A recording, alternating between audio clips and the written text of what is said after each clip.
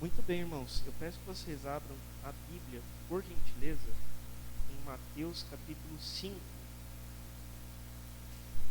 Mateus capítulo 5.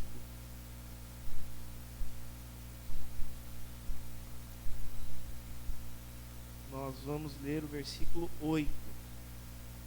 Mateus 5, verso 8.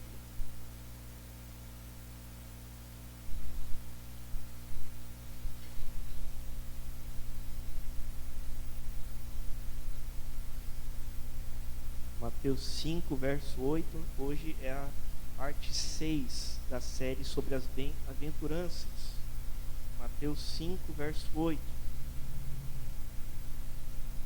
Nós já falamos aí sobre versículos anteriores, né?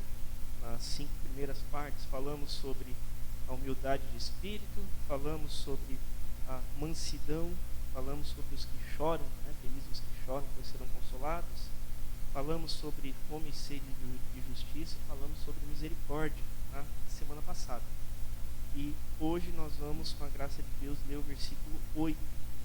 E fala o seguinte aqui para nós, mas antes de nós lermos, vamos orar mais uma vez em nome de Jesus.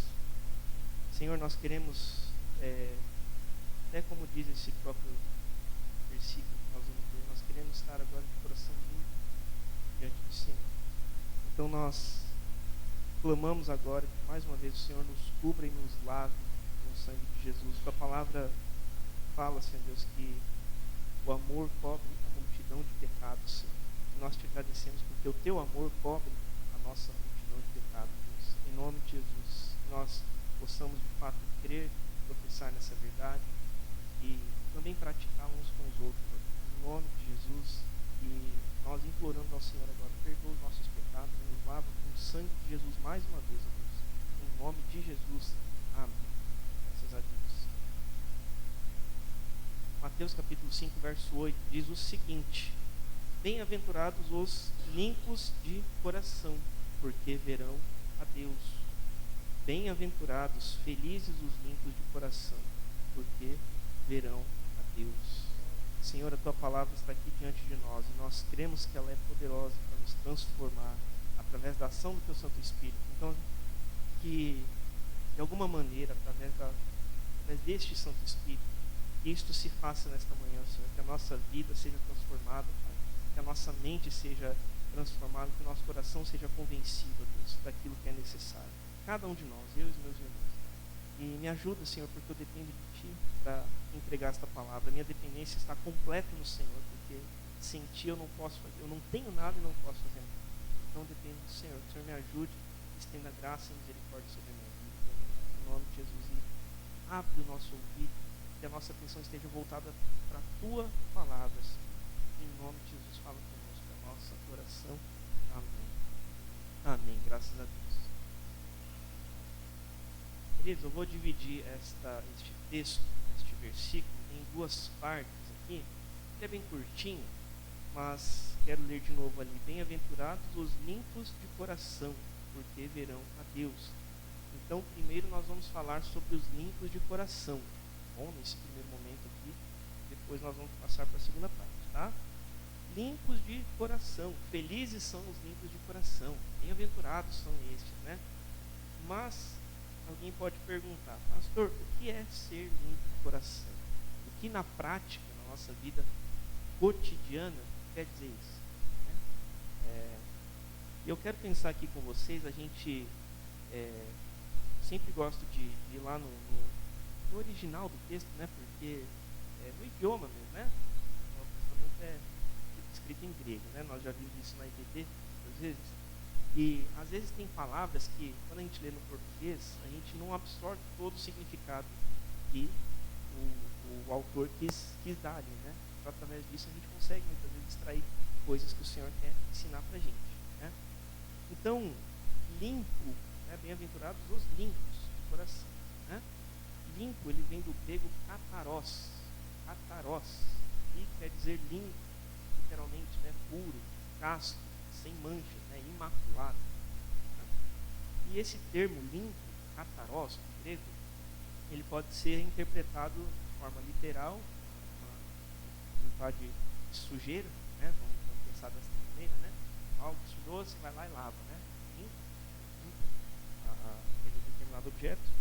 Pode ser entendido como de uma forma cerimonial, os rituais judaicos que eles tinham, né? Limpo, cerimonialmente ou espiritualmente também, né? Como nós bem sabemos, né? Então, esse termo pode ser literal ou sentido figurado, né? Num sentido figurado, espiritual, ele pode ser entendido como inculpável, inocente, reto, alguém limpo de coração, alguém que tem o seu coração inocente, que tem o seu coração inculpável, imaculado, sem manchas, né? Nesse sentido. E só para dar uma ilustração aqui, eu falei da palavra kataros, né? Em grego. Por exemplo, o nome Catarina quer dizer pura, casta, porque vem dessa mesma raiz, kataros, né? Catarina, se você for olhar lá no Google, significa pura, casta. Então, vem desta palavra também, que está aqui na palavra de Deus, né? Limpo. E coração, limpos de coração, inculpáveis no coração, né? Vamos pensar desta maneira, tá? Vamos trazer os novos significados para a palavra, né? Coração é também no grego, né? Cardia, né? Cardiologista, né? Cardíaco, vem desta raiz, cardia, né? E ele pode se referir ao órgão muscular que está aqui dentro do nosso peito, né?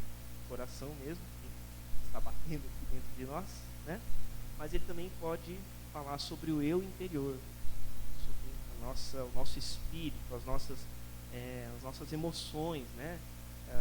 Coração, quando a gente lê na palavra, ele se refere muitas vezes ao caráter, se refere muitas vezes ao desejo, à intenção e, de certa maneira, ao vamos ver se eu vou conseguir a palavra mais correta, mas ao centro da vida do homem, né? Humanamente falando, né? Porque é o coração que nos direciona muita coisa, né? Na nossa vida, né? E então ele pode ser coração físico ou coração, pensamentos, sentimentos, emoções, caráter. Vocês estão comigo? Então, limpos de coração, né? A gente puxou aí um pouquinho do que tem, né, por trás dessas palavras, né? E quando ele fala então, felizes são os limpos de coração, ele está falando que bem-aventurado, feliz é aquele que é inculpável no seu interior, que é inculpável no seu caráter, que é reto nos seus pensamentos, nas suas intenções, é inocente, de certa forma, naquilo que tem de intenção quando pratica, né? Nesse sentido. As obras das suas mãos são puras, são retas, né? E abre comigo, por favor, lá em Salmo 24, por gentileza. Se for possível projetar para mim, eu agradeço muito. Salmo 24, tem um trecho ali que fala exatamente sobre isso.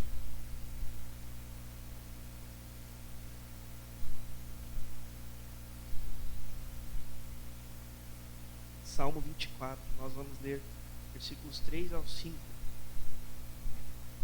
Diz o seguinte, Salmo 24, do 3 ao 5. Diz assim: quem subirá ao monte do Senhor?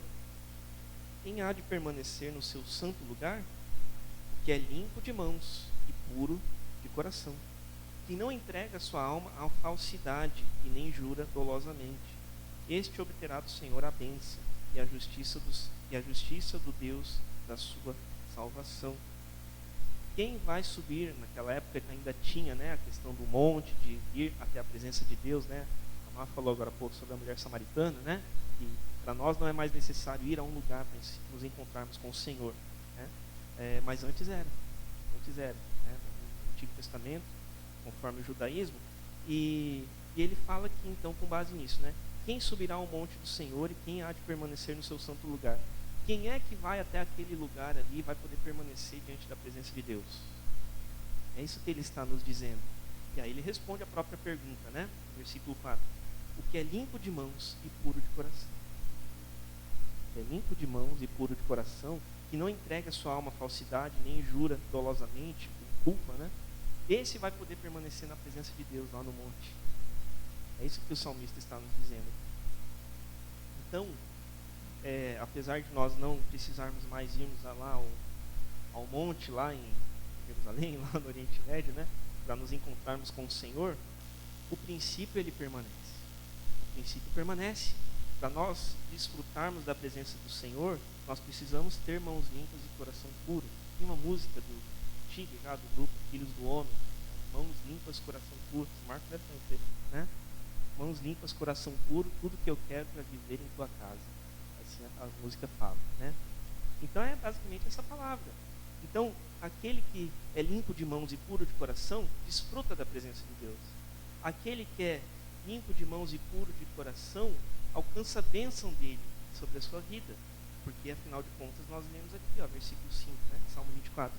Este obterá do Senhor a bênção. Este obterá do Senhor a bênção e a justiça do Deus da sua salvação. Quem é limpo e puro de mãos, das suas obras, né? No seu coração, nas suas intenções, desfruta da presença de Deus e das suas bênçãos. É isso que a palavra está nos dizendo aqui, né? Então, eu quero que você vá também comigo lá. Nós lemos Mateus 5, né? Vai ali em Mateus 6, por favor.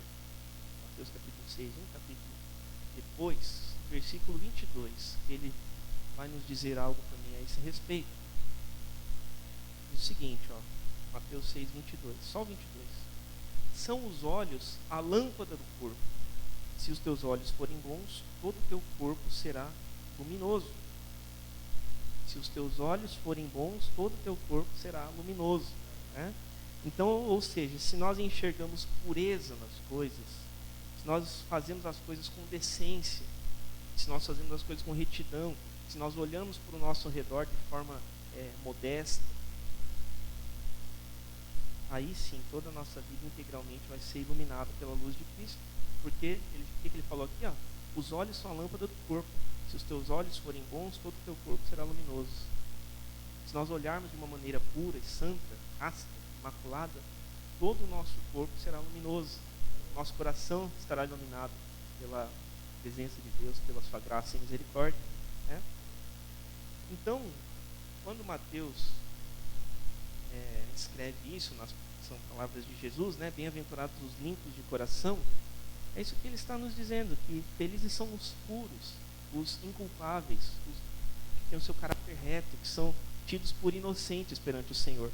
Não inocentes no sentido de sem pecado, mas no sentido de buscarem essa santificação, né? Buscarem pecarem, mas buscarem superar os seus pecados, né? Nesse sentido. Felizes os que têm pensamentos limpos, felizes os que têm caráter reto e intenções puras diante de Deus. É isso que ele está nos dizendo. E aí fica uma questão para mim e para você, para nós pensarmos juntos aqui. Em quantos de nós o Senhor pode encontrar essas características? Quantos de nós, né? Será que ele encontra isso em mim, Rafael? Será que ele encontra isso em nós? É uma questão para nós pensarmos, né? Agora, uma vez refletido nessa primeira parte dos limpos de coração, vamos passar para a segunda parte do texto, né? Felizes são os limpos de coração, por quê? O que vai acontecer com eles? Porque verão a Deus. Bem-aventurados, felizes os limpos de coração, todos esses que nós falamos agora, né? Porque eles verão a Deus. Nós lemos lá no Salmo 24, né? Vai desfrutar da presença de Deus, né? Verão a Deus. O verbo ver, ele tem alguns significados aqui, e buscando lá na palavra original, né? A gente pode entender algumas coisas aqui. O ver pode ter um significado de olhar, né? Com a nossa visão dos nossos olhos, olhar mesmo para algum ponto, né? Estou olhando aqui para a janela, agora estou olhando ali para a tela, olhar, certo? Direcionar a nossa visão para algum lugar, né? Mas também pode ser no sentido de perceber. Muitas vezes nós olhamos, mas não vemos. Olhamos, mas não percebemos, né? Em certo sentido. Então, olhar não é só direcionar a visão, mas é perceber o que está ali, né? Verão a Deus, é perceber, né? Ver pode ter o sentido de discernir, é vinculado com o perceber também, né? Ou às vezes a gente olha, mas não vê, né? Não percebe. Discernir, às vezes a gente olha, mas não discerne o que está, né? O meu óculos aqui, ele ainda é fraquinho, mas eu já estou na hora de voltar no oftalmo, né? Principalmente com o olho direito aqui, tá meio feia a coisa. Mas tem coisas, tem pessoas que têm a visão um pouco mais agravada, né? Precisa de um óculos mais forte. Então, se ela olha para um determinado ponto sem óculos, olha, mas ela não discerne, ela não percebe. Se olhar sem óculos aqui para falar, no livro, não consegue ler. Está olhando, não está olhando, mas não consegue perceber. É a mesma coisa, nós trazendo esse outro significado para o texto, né? E ver também pode ter um sentido de cuidar, ter cuidado, zelar, né? Eu vou ficar amanhã, eu vou olhar o meu filho. Cuidar, não vou ficar só olhando ele vai fazer o que ele quer, eu vou olhar. Não, eu vou cuidar do meu filho, né? Então a palavra tem sentido de cuidar, de zelar também, de estender cuidado, né? Pode ser também olhar fixamente, contemplar, discernir claramente, né? Então veja, vamos voltar para o texto, a gente está falando do texto, pode não parecer, mas nós estamos falando do texto, tá? Bem-aventurados os limpos de coração, porque verão, eles perceberão, eles não só deslocarão a sua vista, mas eles perceberão a Deus, eles perceberão a presença, eles discernirão que Deus está ali, eles discernirão a vontade do Senhor, eles vão zelar pela vontade do Senhor, verão a Deus. Então vê como adquire um novo significado quando a gente vai um pouquinho mais além, né? Aqueles que são limpos de coração e verão a Deus, são aqueles que vão discernir a vontade dele. E não apenas discernir, vão zelar pela vontade dele. E não apenas isso, vão cuidar em conhecê-la e em praticá-la. Os que são retos diante de Deus podem contemplar as obras do Senhor e discernir as obras do Senhor. Os que são retos de coração, irmãos, não ficam indiferentes à presença e às manifestações do Senhor. Porque tem gente que, a gente sabe, a gente vai falar um pouquinho aqui sobre isso, né? Tem gente que, vou usar um termo mais nosso aqui, tanto faz, né? Tanto faz. Tanto faz, é alguém que não tem essa visão de Deus. E que, portanto, nos leva a um ponto aqui, eu gosto de trazer sempre essa oposição do texto, né? Pegar o oposto dele. Ora, se felizes são os limpos de coração, porque verão a Deus, e os sujos de coração? Ele está falando para nós dos limpos, né? Agora, com tudo isso que a gente viu, o que é limpo de coração e o que acontece com eles, verão a Deus? E os impuros de coração? E os maculados do seu coração, né? Vamos pensar dessa maneira. Sujos de coração é um termo um pouco pesado, né? Mas o contrário de limpo é meu carro está muito sujo, precisa lavar, preciso deixar ele limpo, vou fazer isso hoje à tarde, com a graça de Deus, mas está sujo. Ah não, o meu carro está não limpo. Não, está sujo. É a mesma coisa, né? Agora vamos pensar o seguinte, se a gente fosse ler isso no seu oposto, né? Bem-aventurados os limpos de coração, porque verão a Deus. Talvez eu me arrisquei a redigir um antônimo, né, desse versículo. Eu acho que seria algo como do tipo: ai daqueles que são impuros de coração, pois não verão a Deus.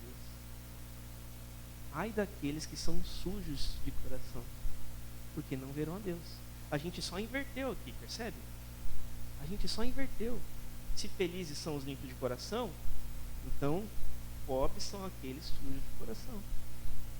Misericórdia deles, porque eles não verão a Deus. O oposto. A gente simplesmente inverteu, né?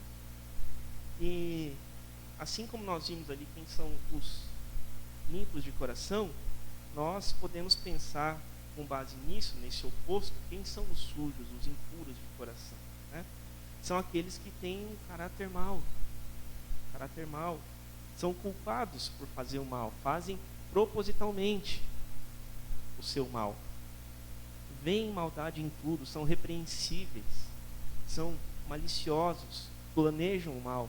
Tem uma palavra que fala, não me recordo agora onde está, mas não sei se é Provérbios, que fala que o ímpio ele dorme pensando no mal e desperta planejando o seu mal, né? Mais ou menos isso. Não me lembro agora onde está exatamente, mas acho que é Provérbios, se não estou enganado aqui.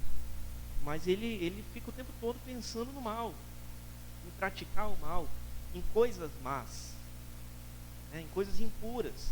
Não necessariamente, às vezes, mal de prejudicar alguém, mas coisas impuras. Olha de uma forma maliciosa, age de uma forma não íntegra, né? Nesse sentido. Tem pensamentos impuros, age com intenções ocultas, né? Pode agir parecendo que é uma boa pessoa, mas na verdade a intenção mais está por trás.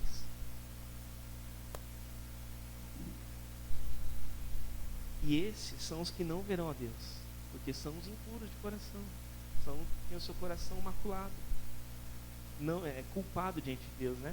Os limpos têm o seu coração inocente, os sujos têm o seu coração culpado diante de Deus. Pesado isso, né? Deus tem misericórdia de nós. Mas o fato é que esses não verão a Deus, porque estes não percebem a presença de Deus. Eles olham, mas não enxergam. É como se eles olhassem sem o seu óculos, com 5 graus de miopia. Eles não enxergam. Eles não enxergam. Eu falo assim de uma forma mais lúdica para a gente entender, mas é a verdade. Eles podem olhar para pegar um exemplo, né, para esse projetor, mas não vão discernir nenhuma palavra aqui. Assim como muitas vezes olham para a palavra de Deus e não discernem. Não discernem porque estão cegos, porque não têm a visão, porque a sua visão está distorcida. E aí não conseguem perceber a presença de Deus e, portanto, não desfrutam dela, obviamente. E também, por consequência, permanecem indiferentes às ações de Deus. Não veem a Deus, não discernem, não percebem a Deus, então como é que vão conseguir perceber as ações de Deus? Não consegue, porque a sujeira tampa tudo o para-brisa, né? Tampa tudo o vidro da janela, a sujeira.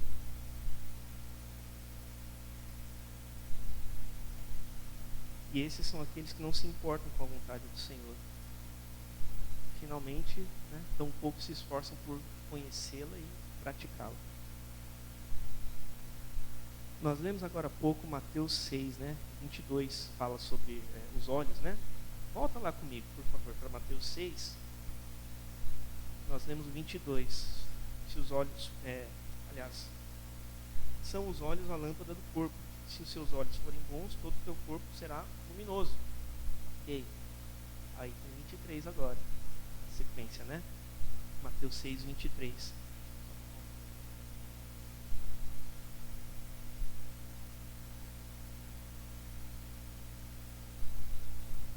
O 23 diz o seguinte, ó. Aí é o oposto também. Oposto, né? Que a gente leu no 22. O contrário. Se, porém, os teus olhos forem maus, todo o teu corpo estará em trevas.